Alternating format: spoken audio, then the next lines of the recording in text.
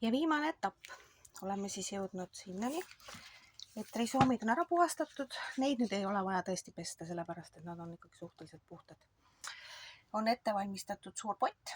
Mina kasutan seda sama potti, kus nad ka õues olid.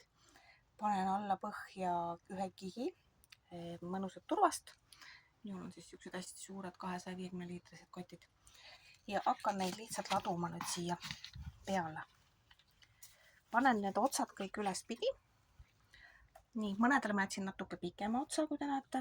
See on sellepärast, et tal on risoom on väga suur ja et tal piisaks terve talv sellest niiskusest. Siis ma panin talle natukene lisasentimeetrid otsa. Nii, need ma laon nüüd kõik siia põhja. Otsad üles pidi.